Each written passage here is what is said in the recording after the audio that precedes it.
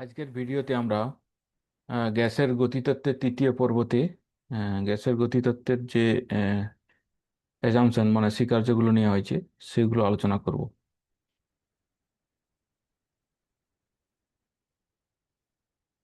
তো গ্যাসের গতিতত্ত্বের থেকে আমরা কি কি আমরা জানতে পারি। হুম, আমরা গ্যাসে যে চাপ সৃষ্টি করে, কিভাবে চাপ সৃষ্টি করে সেটা আমরা গ্যাসের গতিতত্ত্ব থেকে জানতে পারি। গ্যাসকে উত্তপ্ত করলে আয়তন বৃদ্ধি হয়, সেটাও আমরা গ্যাসের গতিতত্ত্ব থেকে জানতে পারি। এবং গ্যাসকে সহজে সংকুচিত কেন করা যায়, গ্যাসের কেন দ্রুত ব্যাপন প্রক্রিয়া ঘটে, এই তথ্যে গ্যাসকে ক্ষুদ্র ক্ষুদ্র পরমাণু বা অণু দ্বারা গঠিত এবং সেগুলি সর্বদা এলোমেলো চলাচল করে। তো এটাই হচ্ছে গ্যাসের গতিতত্ত্বের মূল ধারণা, এবং গ্যাসের গতিতত্ত্ব থেকে এগুলো আমরা সহজে জানতে পারি।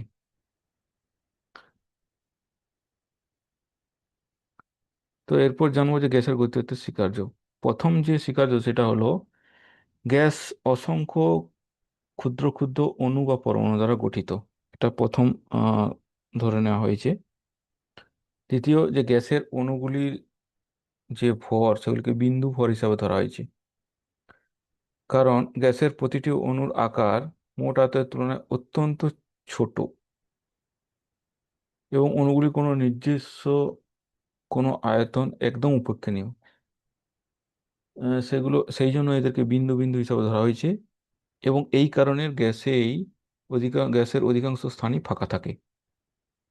তৃতীয়, গ্যাসের অণুগুলি সর্বদা এলোমেলোভাবে চলাচল করে, মানে এখানে গ্যাসের অণুগুলি কোনো স্থির থাকে না, সব সময় গতিশীল এবং অত্যন্ত দ্রুতভাবে এদিক ওদিক চলাচল করে। এবং এই যে চলাফেরা করে এর কোনো নির্দিষ্ট দিক নেই, এরা যে কোনো দিকে চলাচল করে। 4 নম্বর হলো সংঘর্ষের মধ্যবর্তী সময়ে অণুগুলি সরল রেখায় সমবেগে চলে।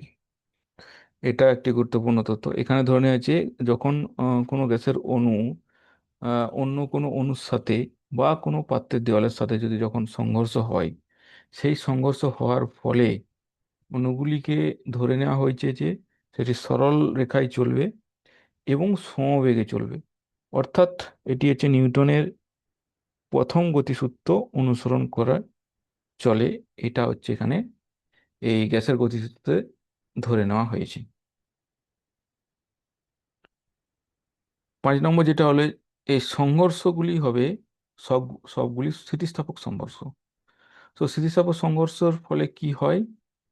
আমরা জানি স্থিতিস্থাপক সংঘর্ষের ফলে মোট ভরবেগ সংরক্ষিত থাকে, মোট গতিশক্তি সংরক্ষিত থাকে।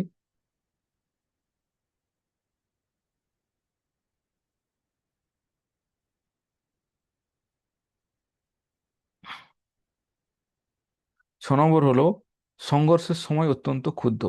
এই যে অণু পরমাণুগুলি একটি অণু আরেকটি অণুর সঙ্গে সংঘর্ষ করে বা কোনো দেওয়ালের সঙ্গে সংঘর্ষ করে, এই সংঘর্ষের সময়কাল খুবই কম ধরে নেওয়া হয়েছে।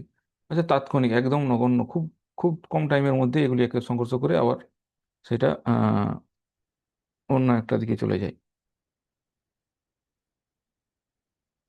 সংঘর্ষ ছাড়া অণুগুলির মধ্যে কোনো আন্তঃআণবিক বল নেই। গ্যাসের অণুগুলি চলাচলের সময় পরস্পরকে আকর্ষণ বিকর্ষণ করে না, এবং সংঘর্ষের মধ্যে শুধুমাত্র একে অপরের বল প্রয়োগ করে। এটা ধরে নেওয়া হয়েছে, অর্থাৎ এর ফলে অণুগুলি স্বাধীনভাবে চলাচল করতে পারে। কিন্তু বাস্তবে গ্যাসের অণু পরমাণুগুলি একে অপরের মধ্যে আকর্ষণ বা বিকর্ষণ বল থাকে।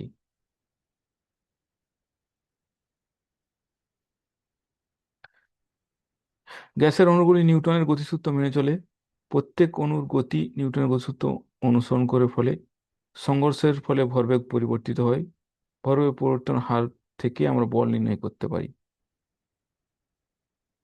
এই আহ, স্বীকার্য থেকেই আমরা আদর্শ গ্যাসের চাপ সমীকরণ প্রতিস্থাপন করতে পারি। গ্যাসের চাপ অণু সংঘর্ষের ফলে উৎপন্ন হয়। গ্যাসের অণুগুলি পাত্রের দেওয়ালের ফলে যে ক্রমাগত আঘাত করে, এই সংঘর্ষের ফলে গ্যাস চাপ সৃষ্টি করে। গড় গতিশক্তি শুধুমাত্র পরম তাপমাত্রার উপর নির্ভর করে। একই তাপমাত্রায় সকল আদর্শ গ্যাসের গড় শক্তি গতিশক্তি সমান, অণুর ভর যাই হোক না কেন। তো এগুলি হলো গ্যাসের গতিতত্ত্বের স্বীকার্য। তো এই স্বীকার্যগুলিকে ধরে গ্যাসের গতিসূত্রকে আহ, আলোচনা করা হয়েছে।